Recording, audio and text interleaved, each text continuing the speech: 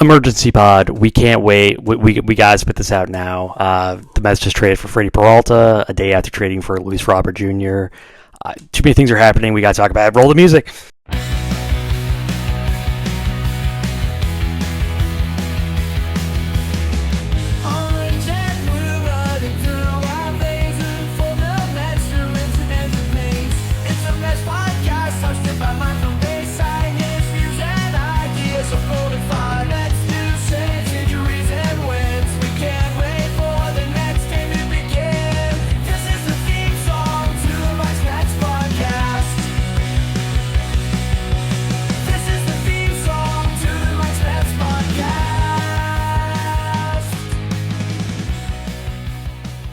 My heart. I can't believe this. Oh my God. Welcome to Mike's METS Podcast. I'm your host, Mike Pashota. I hope everyone's having a great night. I had recorded a whole other pod before this, and I was in the middle of editing, and all of a sudden, throw that out. Okay, so I was talking about Luis Robert Jr. That was the big news, and then, boom. The Mets have acquired Freddy Peralta, the Milwaukee Brewers ace, in exchange, and this is a steep price to pay. But they have traded Jet Williams and Brandon Sproat, two of their top 10 prospects. But they acquire Freddy Peralta, a guy who has been one of the best pitchers in baseball for the last, 4 or 5 years. Definitely underrated. Definitely a guy who probably still has his best years ahead of him. He's young. He's under 30. He is entering the final year of his contract, so it is important for the Mets to also get an extension so as not to waste the amount of talent that they just gave up for Peralta. And let's talk about that right now. He is entering, like I said, the final year of his contract. He is going to hit free agency in 2027. This is imperative now for the Mets to get a deal done, and I think they can do it. There is obviously a long history between Stearns and Peralta. Stearns is basically the guy who found Peralta and had the confidence that this kid was going to be something in the future, and he was proven right. And this is, I think, a doable deal. I'm sure Peralta is going to want a lot of money, and more importantly, I don't think he's going to want test free agency, not with the uncertainty of the CBA and an impending lockout potentially happening. There is a lot of questions about whether or not somebody like Peralta, like how much money he can make on the free agent market, and I think especially the Mets don't want that to happen anyway, because we've seen what happens when a free agent of theirs hits free agency, and all of a sudden the Dodgers swoop in and grab up their guy, and then that's it. But so we definitely don't want that to happen in this situation.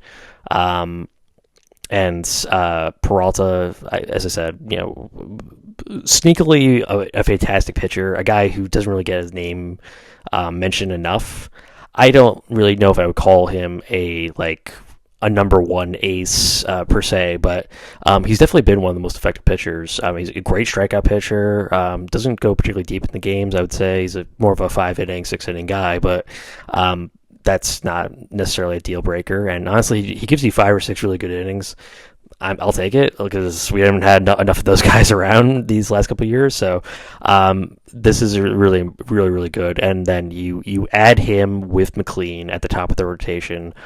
Some bounce back seasons for David Peterson and Sean Manaea, two guys who that's could certainly use to be pitching like the All-Stars that we know they're capable of pitching as.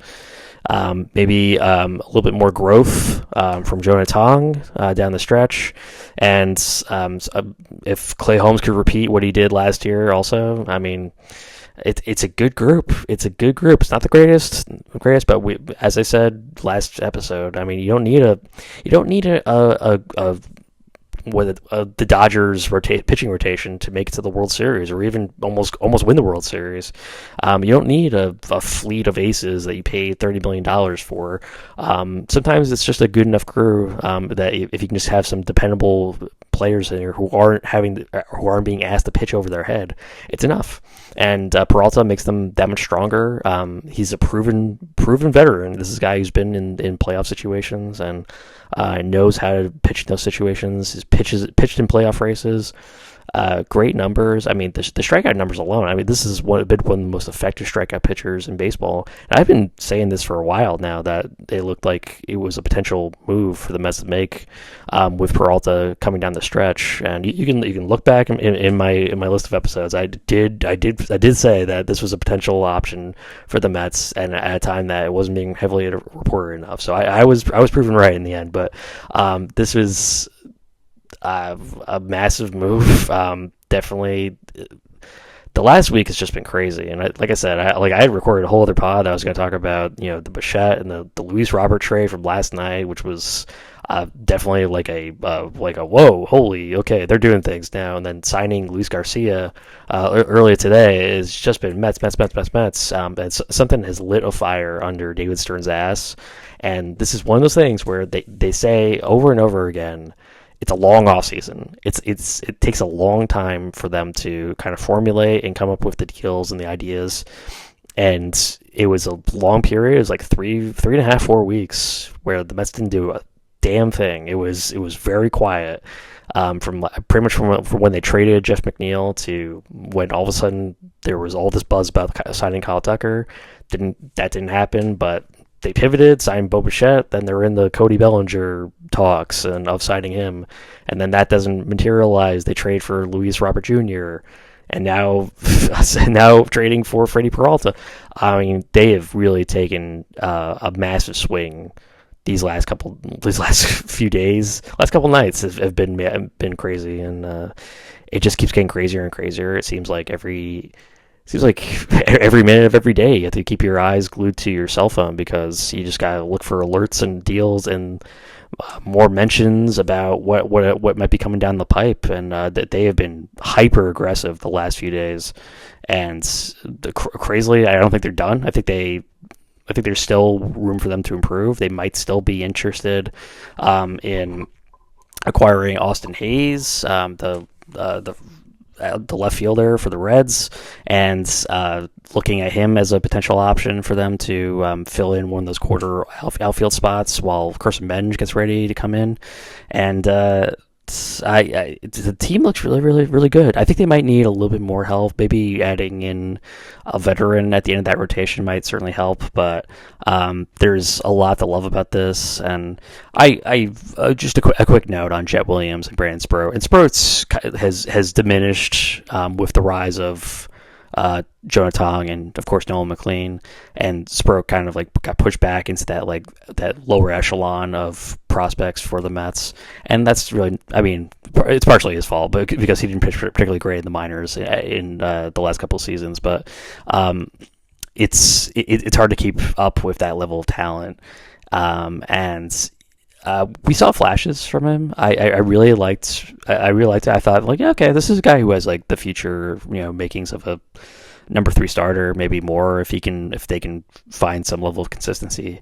And he's always kind of reminded me of he's like Nolan McLean, but if you looked at Nolan McLean like through a spoon or something like that, he's not Nolan McLean, but just a little bit like Nolan McLean with the sweeper and the slide and the high 90s fastball. And there's potential definitely there. I understand why the Brewers are interested in Sproat, and if they can make something out of him, which they've been proven too, there is a long history now with the Brewers making good starters into great starters, and we'll see if that continues with Sproat. I wish him best of luck. I and probably everybody else is more upset about Jet Williams, and that is it. This is the biggest blow here was having to give up Williams, and I think everyone could have lived with giving up Sproat, but giving up Jet Williams is one of those things that hurts, and it was probably one of those situations where it was give up Jet Williams or give up Joey Tong. Who are you going to give up here in this situation? You're going to keep Tong, and Jet is got massive potential. I think he's going to be a starter in this league for many, many years, and can play. He's a real all-star future ahead of him. He's got a lot of ability in terms of his on-base skills, stealing bases. The power still has to come. This is obviously a smaller guy, but I understand why the Brewers are so interested in him. He's all the makings of a Brewers player, just from like the lack of size, the speed, the innate hitting ability, good on base skills. All of it screams Brewers, and so I understand why they want him. This is a guy who'll probably instantly start for them as soon as he gets called up to the majors, and that might be as soon as this year coming up. So I certainly hope he, just for our sakes, that he doesn't become like a megastar. But there's huge potential with him, and it's just one of those the prices that you have to make, the sacrifices you have to make, the prices that you have to pay to get a major league starter in this league. And Freddy Peralta is certainly that. I mean, the numbers play out, and they prove that this is the right move to make time and again. If you want to be aggressive and you want to contend, you got to make this kind of move. And I'm just glad that they didn't have to give up anything more than this. It's still obviously a heavy price to pay, but with the way that the Mets farm system just churns out these guys, and they've got so much additional help with like international prospects and stuff like that, and being able to say, we give up Jet Williams, but we still have AJ Ewing, and then they're very high on AJ Ewing by all accounts, and AJ Ewing's a guy that they didn't want to like really part with. And behind Sproat, there's other guys coming up, Jonathan Santucci, Jack Winninger. They're really high on Jack Winninger, and they think those guys could just like easily slot into the spots of Williams and Sproat that were just left open. So in the organizational rankings, it's a really incredible job that they've done with that farm system, that they can say, yeah, we're going to give these two guys who look like they could be legitimate MLB players for the next decade, and not really blink. And there was the word earlier today that they weren't going to do a trade like that, and that they were trying to get something else done. And it looks like the Brewers kind of like dug in their heels, and they were saying it was this or nothing. And I would do it, and I would always do this. This is a 10 out of 10. You got to make that kind of trade move. It gets them a real starter, a guy that they can easily say, this is going to be our opening day starter. I like it. I love it. Anytime you have a chance to acquire a guy who could be the opening day starter and also the guy that you would start in game one of a series in the playoffs, you got to do it. And it's obviously risky with the impending free agency. They got to make a deal work with this guy, or else it's a lot to pay for nothing in this case, just for a rental. So the timer starts now for Stearns and Cohen to come up with the framework of a contract extension for Peralta. I hope it's coming down the pipe soon, and I'm continually impressed. It's an outstanding move, and I just want to see more things happen. We have every indication that this is not the last thing that they're going to do, and just given how aggressive they've been these last few days, I think they still have more that they want to do. I think adding Luis Garcia in the bullpen was just another like opening salvo of more moves that they have time to make down the line, and more signings that they have a chance to make, and more chances to improve the depth of this team.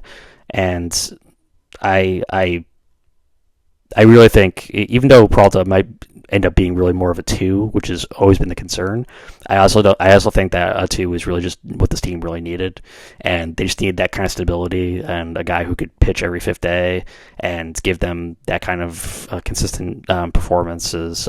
It's really key, and not having to rely so much on the unexpected. With Peralta, you have expectations now, and you have the expectation that he's going to deliver every night, and that's important. They needed somebody like this. I'm astounded that they got a deal done so quickly. Stearns really works fast when he's really working for it, and clearly patience is his virtue. But also when he smells a deal to be done, and he's looking at and he's gotten the okay from Cohen.